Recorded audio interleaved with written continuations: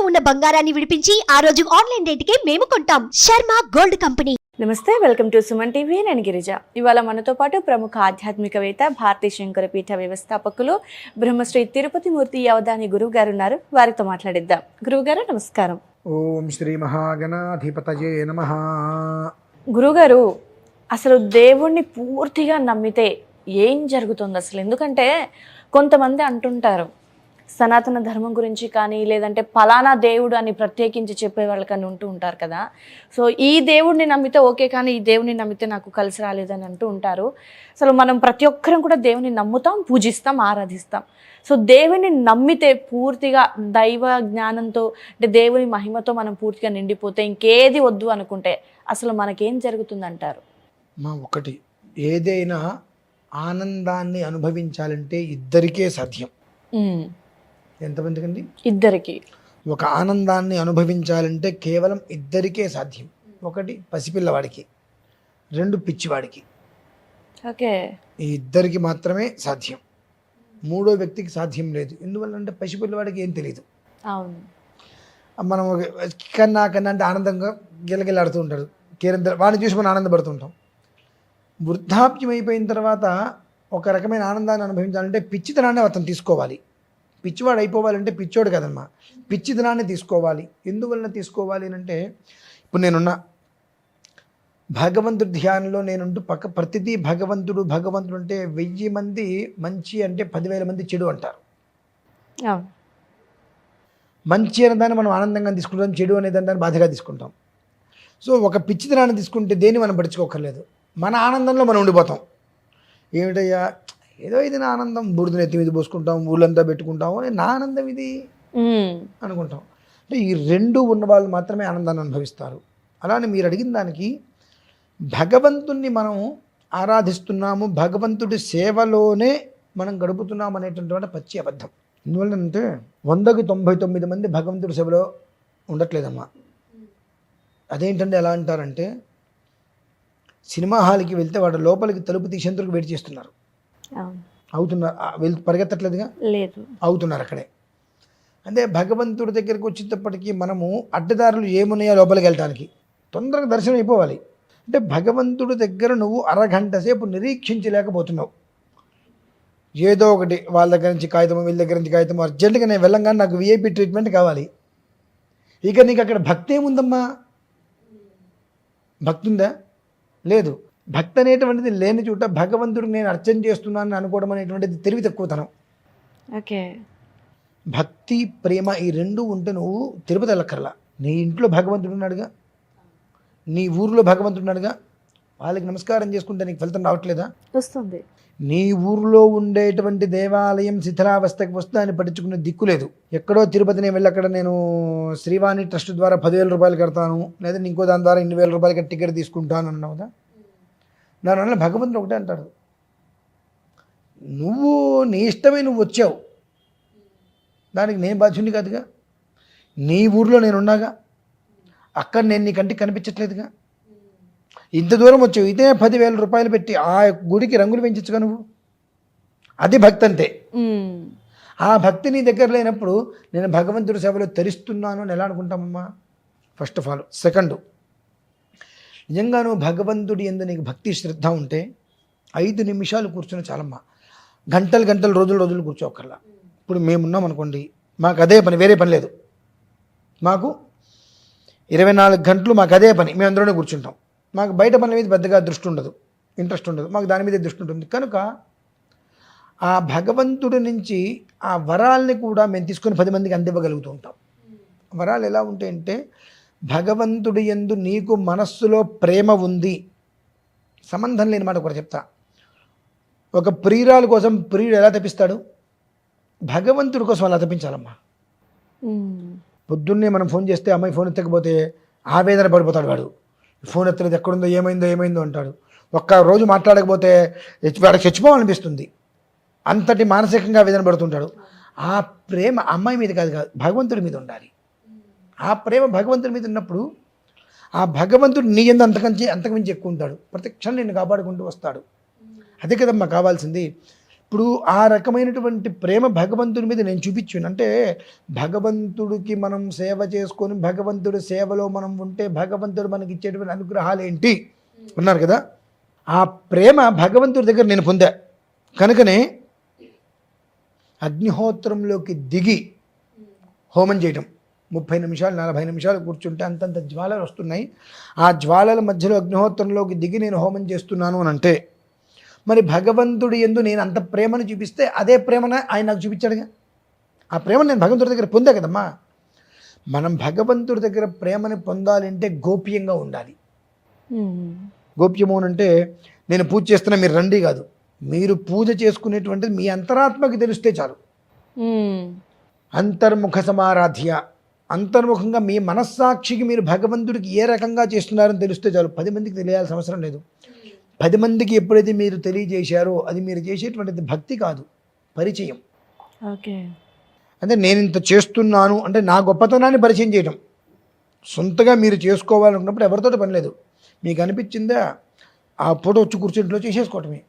నేను ఇది చేసుకుంటున్నాను మీరు రండి, అది చేసుకుంటున్నాను మీరు రండి అని పిలిచామనుకోండి, తత్సబ్రహ్మార్పణమస్తు.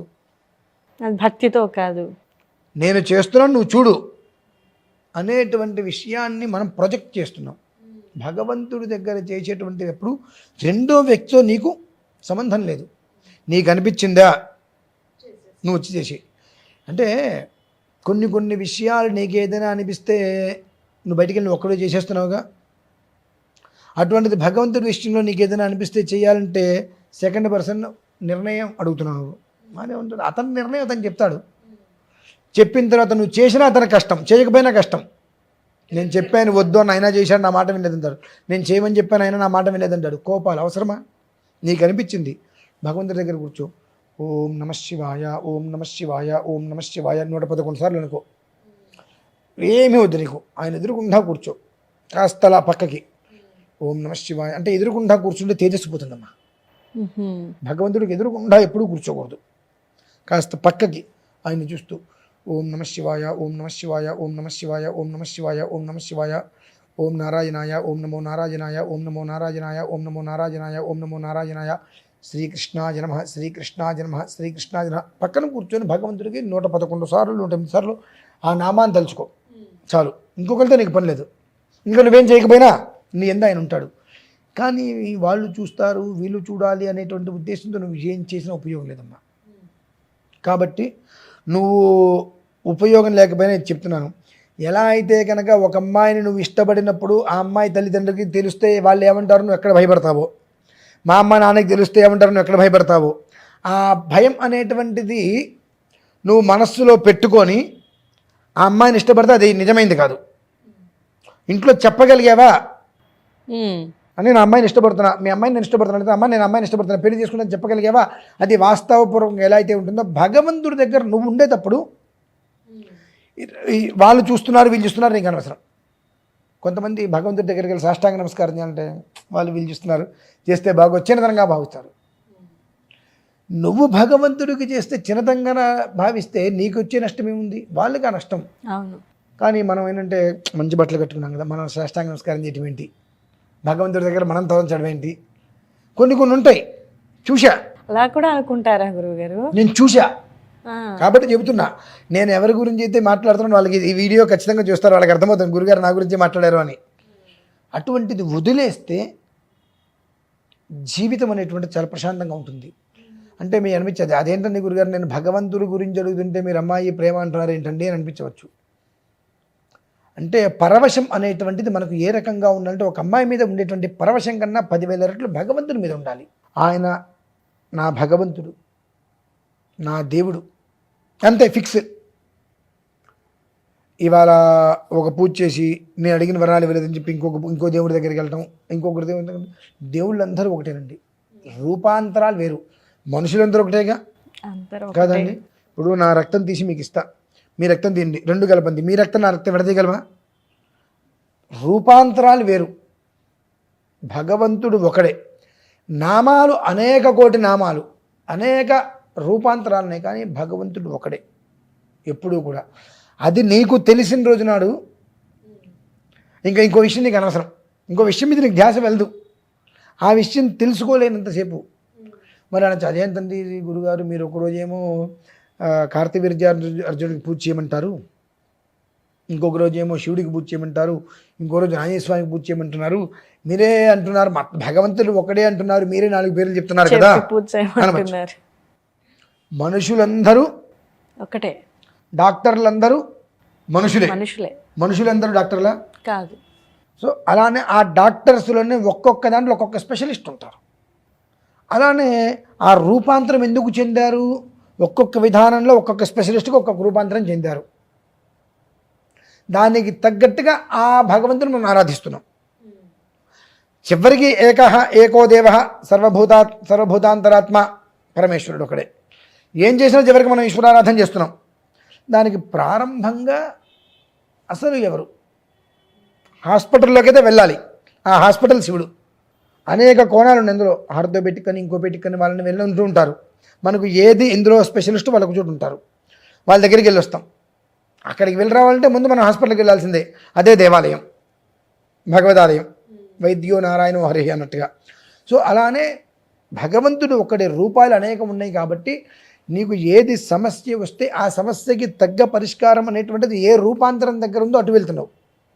ఆ రకంగా నీకు పరవశం అనేటువంటిది భగవంతుడి మీద ఆ రకంగా ఉండాలి. ఉన్నప్పుడు ఆ ఆనందాన్ని అంతకు రెట్లు అనుభవిస్తావు. మా పిచ్చితనం వచ్చేస్తుంది. ఎట్లా వస్తుంది పిచ్చితనం? అగ్నిహోత్రంలో దిగుతున్నా, వాళ్ళు చూస్తారు వీళ్ళు చూస్తారని చూస్తే నేను దిగలేను కదమ్మా.